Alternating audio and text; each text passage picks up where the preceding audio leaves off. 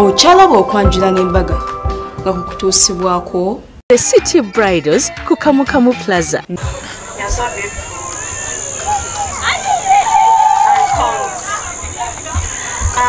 Henry, Dad loves you so much. Henry, do you copy? That you are his reason to move on.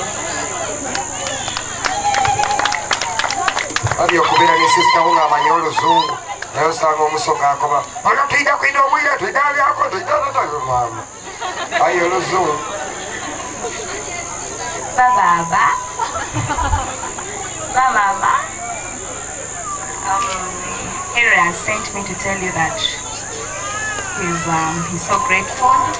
Thank you for bringing up Mariam in a good way.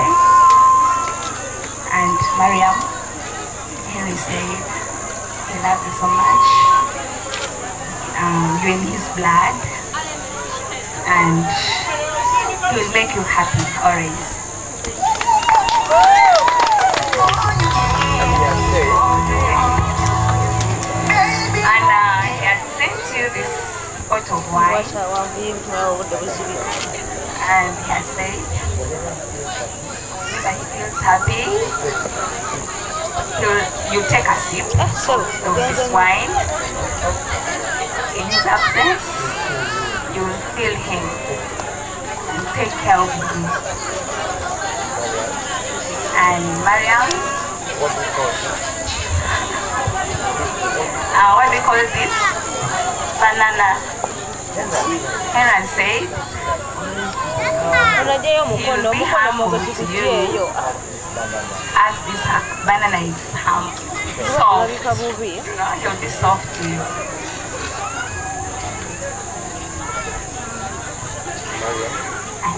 Mariam,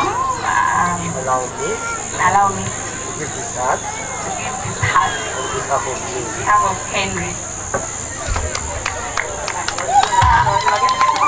Sebo tata mubufu bwe bumutusaba tata otuwe ku muwala wo kuba Henry ali wali now is speaking the different language which is not understood. It's like in Kiswahili.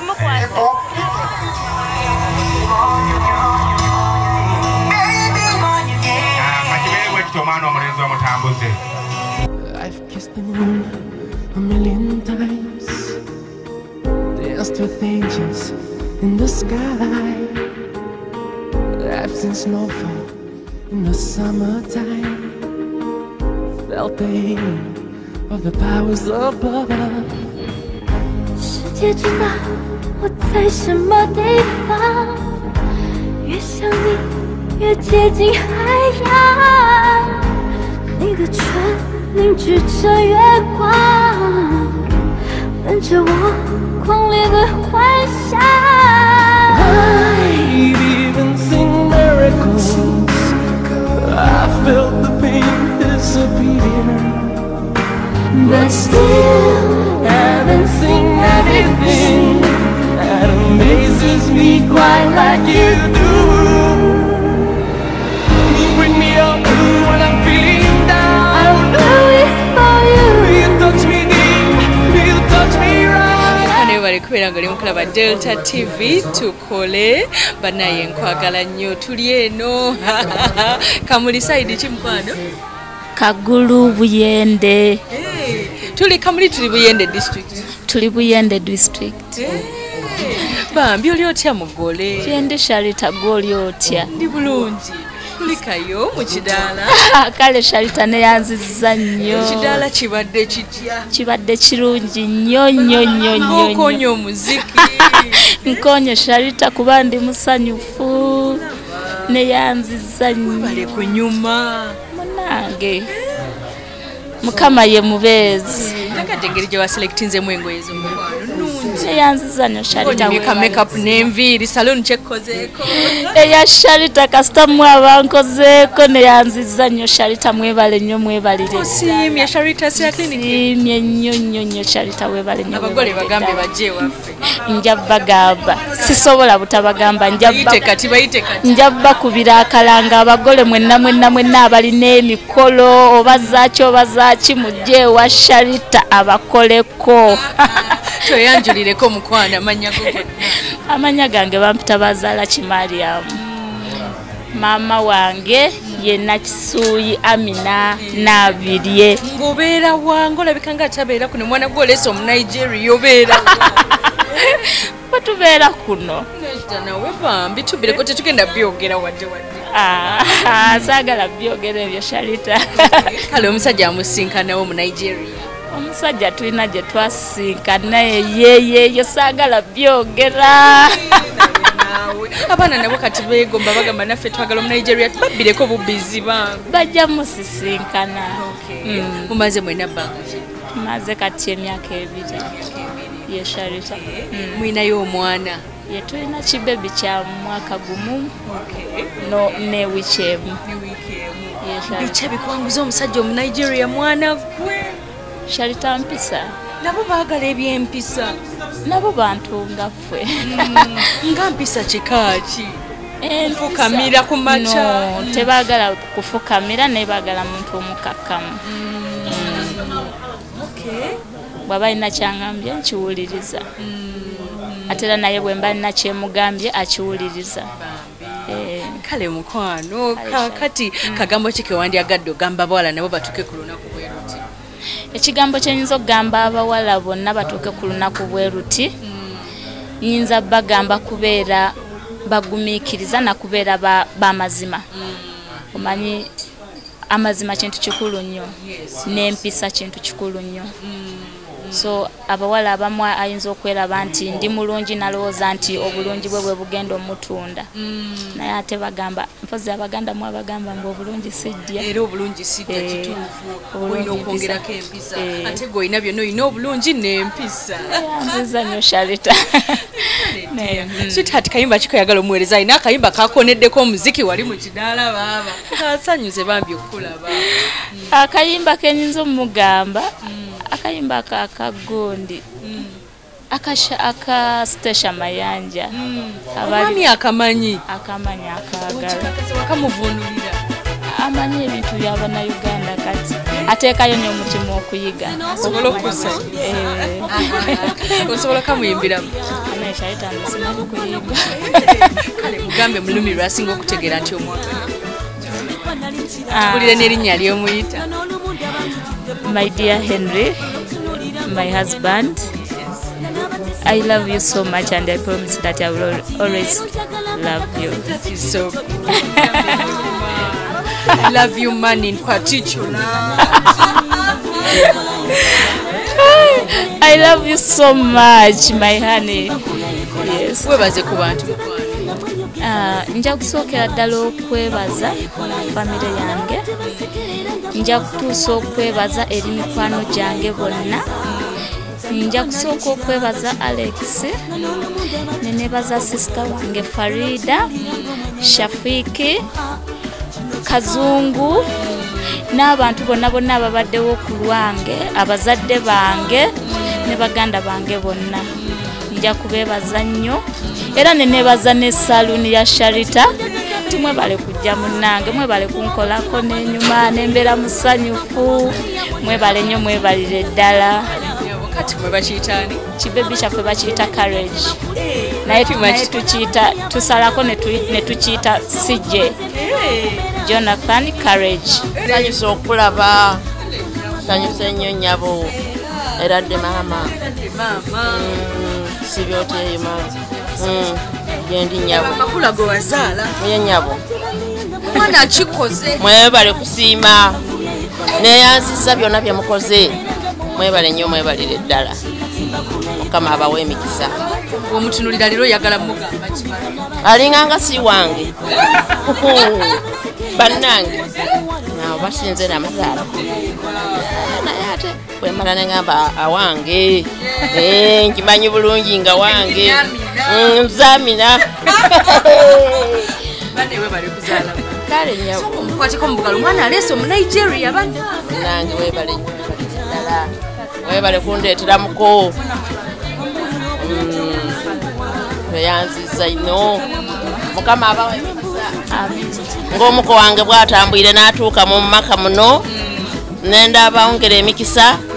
Mufune n'ebisingaawo. muizeewo bye mutoyirewo. Ne mami mukubiremu kalulu kali akessanyu.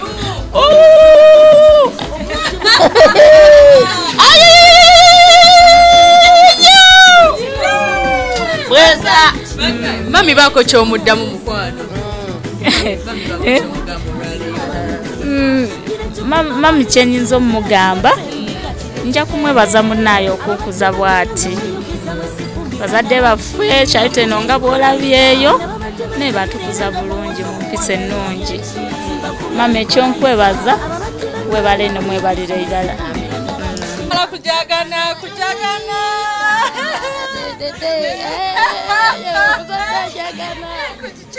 siba muzadde nenumentula nakola ntya nyabo omuzadde abadde atya olaba omuzadde ajagana.